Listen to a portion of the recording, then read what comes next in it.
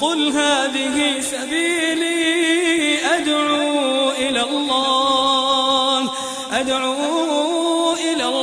على بصيرة أنا ومن اتبعني وسبحان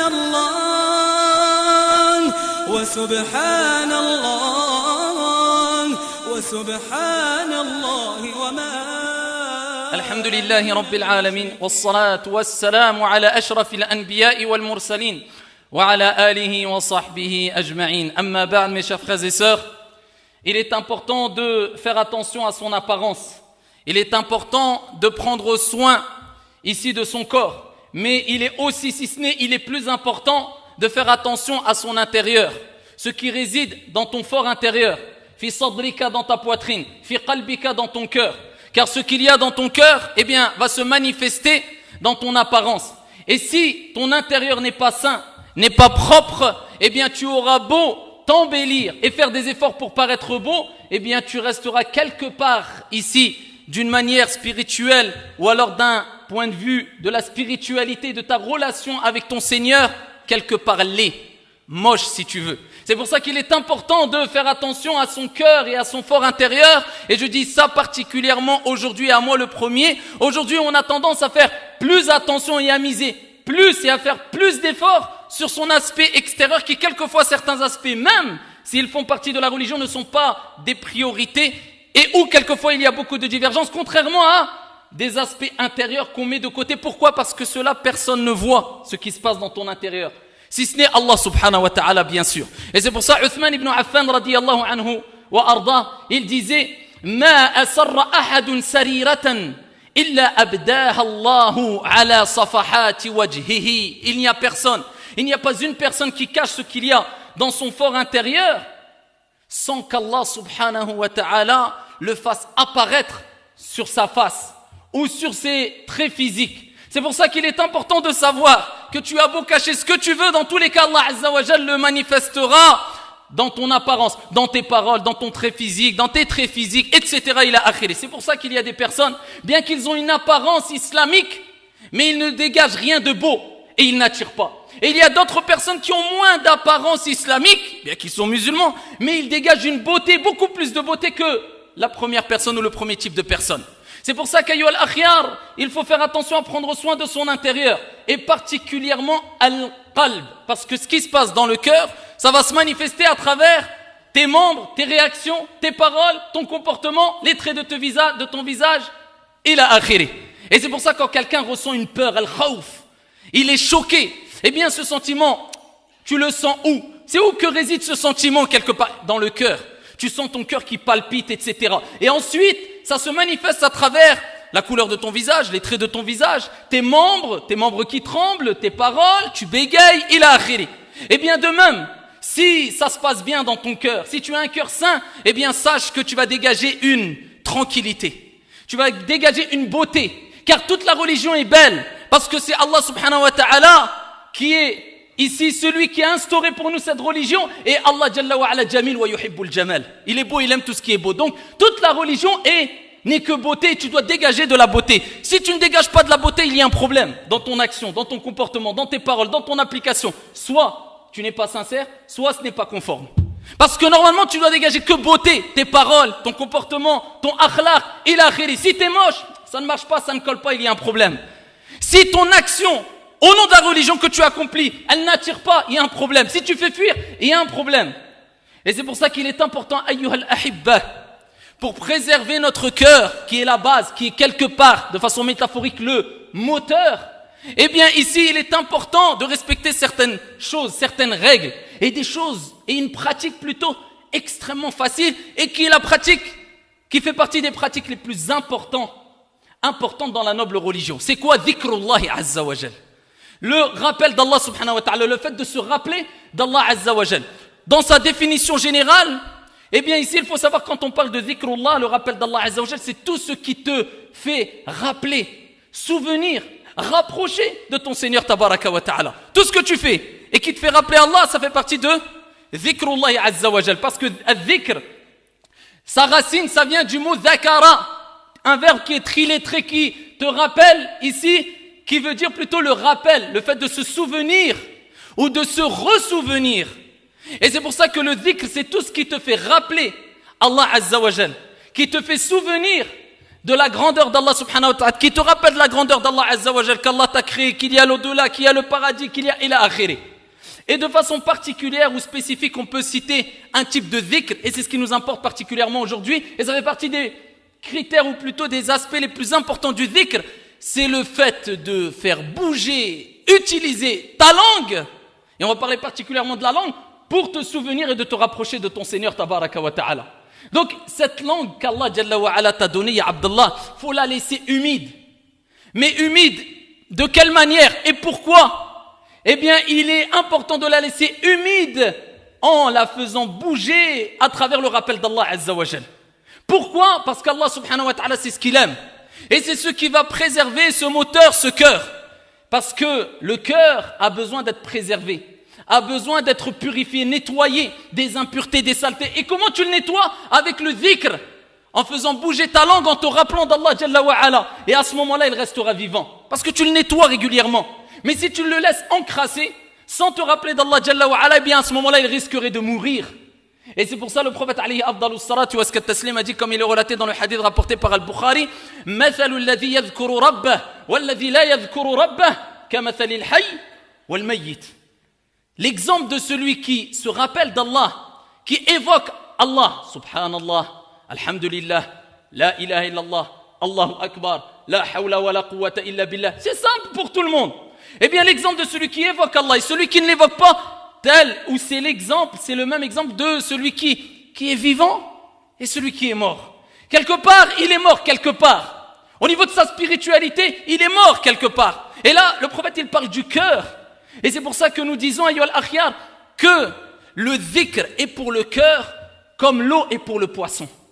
C'est-à-dire que le poisson ne peut survivre sans eau. Eh bien, kadhalika al-qalb. Le cœur, il ne peut pas survivre, il ne peut vivre sans le dhikr, le rappel, l'évocation d'Allah subhanahu wa ta'ala. Donc tu dois préserver ce cœur et le laisser vivant à travers le dhikr. Et ça ne suffit pas d'évoquer Allah. Parce qu'Allah Jalla wa Ala dit dans le Coran, Ya ayyuhalladhina amanu dhkurullaha dhikran kathira. Il dit, ô vous qui avez cru, évoquez Allah. Il n'a pas dit simplement évoquer Allah, fréquemment, beaucoup. Donc Allah Jalla wa Ala, il te rappelle qu'il faut évoquer Allah, mais beaucoup, de jour comme de nuit. Allongé comme assis, assis comme debout, fi safari wal hadar, en voyage comme quand tu es chez toi, muqim résident. Il a akhiri, de jour comme de nuit, tu dois vivre avec le dhikr. Et quelqu'un va nous dire, c'est difficile de jour comme de nuit. C'est très facile, parce qu'Allah a facilité le dhikr, le rappel, pour toi, pour moi, pour tout le monde, pour la personne très âgée, pour la personne jeune, pour le savant, pour celui qui est plus ignorant. Il a akhiri. Allah Jalla wa Ala te rappelle encore qu'il est important d'évoquer fréquemment وَالذَّاكِرِينَ اللَّهَ كَثِيرًا وَالذَّاكِرَاتِ أَعَدَّ اللَّهُ لَهُمْ مَغْفِرَةً وَأَجْرًا عَظِيمًا. Allah il parle de ceux et celles qui évoquent fréquemment, abondamment Allah subhanahu wa ta'ala. Allah leur a réservé un pardon et une énorme récompense. Mais ceux qui évoquent beaucoup, tu parles avec lui, il est un peu, tu crois qu'il n'est pas avec toi, mais lui il bouge ses lèvres. Pourquoi? Subhanallah, alhamdulillah, la ilaha illallah, Allahu akbar. Celui qui n'a pas une chose bénéfique à dire, eh bien qu'il évoque Allah. C'est facile et c'est gratuit. C'est facile et c'est gratuit. Donc ne sois pas avare, parce que l'avare c'est celui qui peut donner, qui a, mais qui ne donne pas, il retient. Il y a des avares au niveau de l'argent, quand il faut donner, et il y a des avares même dans le dhikr. Pourquoi? Il peut faire le dhikr. Tu lui dis subhanallah, il dit subhanallah. Pourquoi tu dis pas subhanallah? Tu es avare. Ne sois pas avare envers toi-même.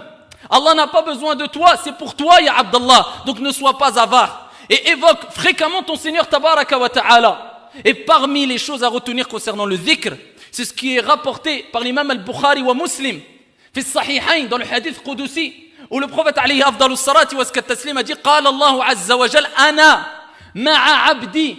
Allah lui-même il dit ça. Moi, Allah lui-même, je suis avec mon serviteur, subhan al-malik.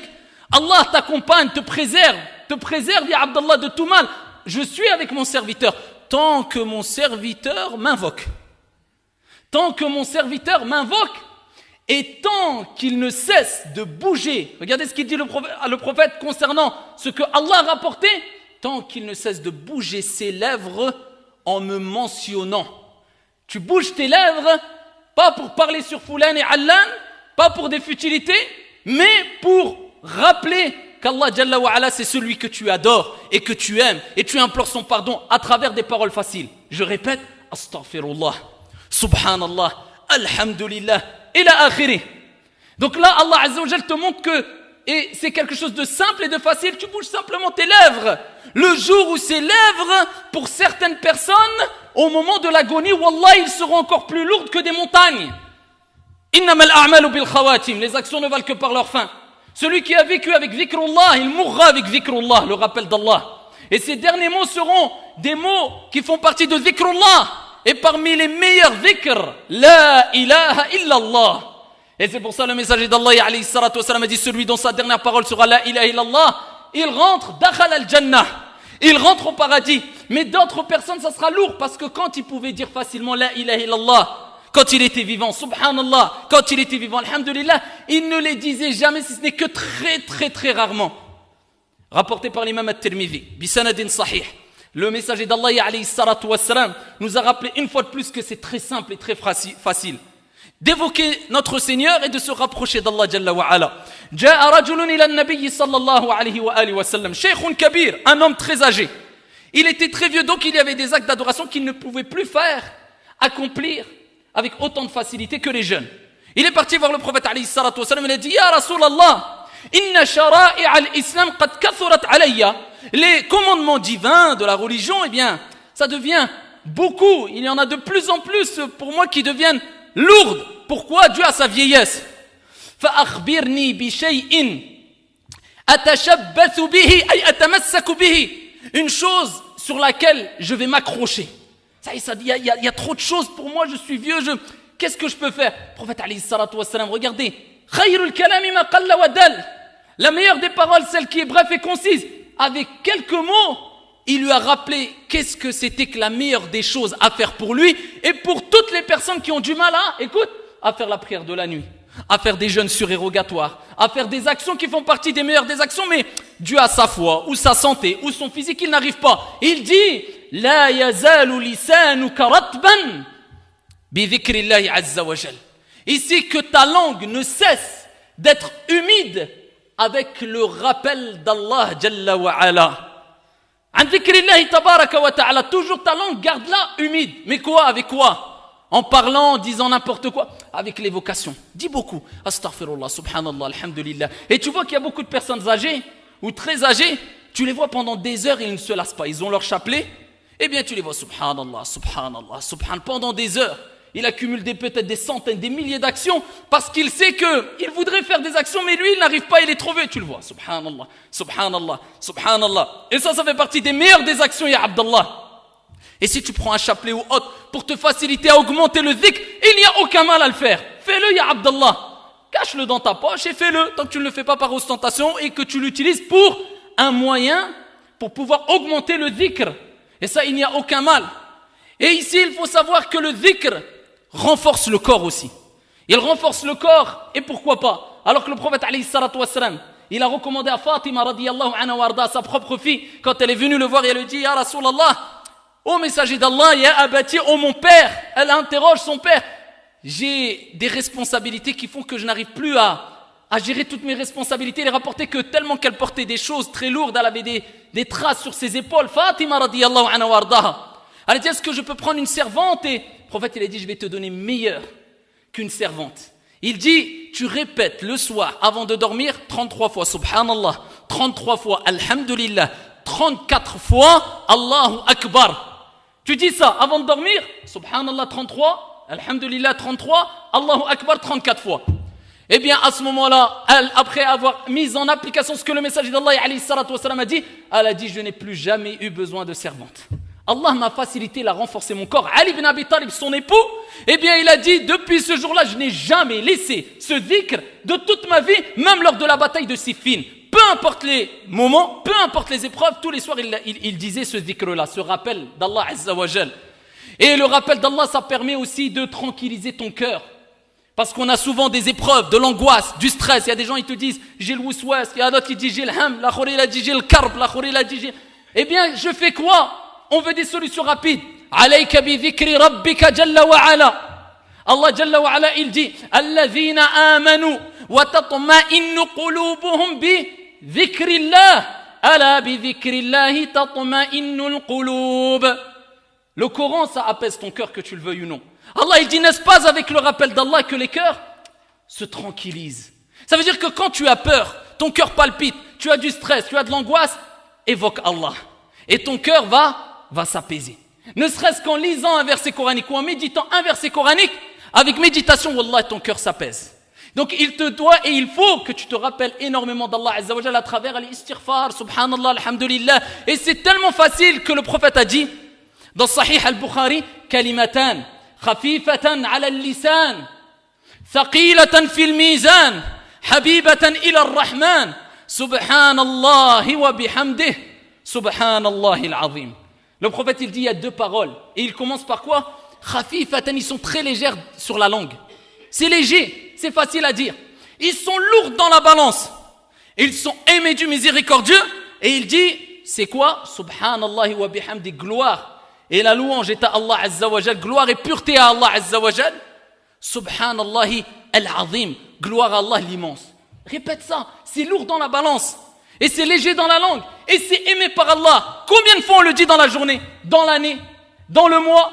Et tu vois les gens, celui-là a fait, celui-là a dit, je pense, je vois, je crois, aucune beauté qui dégage de lui, et sa langue est toujours humide avec quoi? Al-ghiba wa namima, wa la hawla wa la quwwata illa billah. Combien de fois t'as dit subhanallah wa bihamdi wa subhanallah al-azim dans la journée, dans la semaine, dans le mois, dans l'année? On est loin.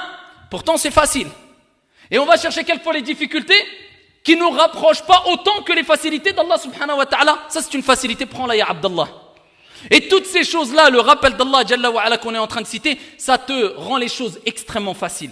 C'est pour ça même le prophète alayhi salatu wa salam, il a recommandé de dire, lors des moments difficiles, Allahumma la sahla illa ma ja'altahu sahlan wa anta taj'alul hazna idha shi'ta sahla. Ya Allah, il n'y a rien. C'est toi, Allahumma la sahla illa ma ja'altahu sahla. Il n'y a rien qui est facile si ce n'est ce que tu as rendu facile. Et c'est toi qui rends ce qui est dur facile, si tu le veux. Et je me souviens, à titre d'anecdote ici, il y a quelque temps quand j'étais au pèlerinage à l'Umrah, eh bien je me rappelle quand on s'est retrouvé dans un endroit où on était très loin des gens ici, ou des taxis plutôt, et on était un peu perdus, on était loin de la ville Al-Madina, Al-Munawwara, et il n'y avait aucun taxi qui passait dans cet endroit-là. Ça, c'est pour vous rappeler simplement, il ne faut jamais négliger, même pour une chose qui, tu penses que c'est insignifiant, il n'y a pas d'intérêt. Le prophète, alayhi salatu wa salam, comme elle a dit, Aïcha radiyallahu anha wa arda, il évoquait Allah azza wa jal dans toute situation.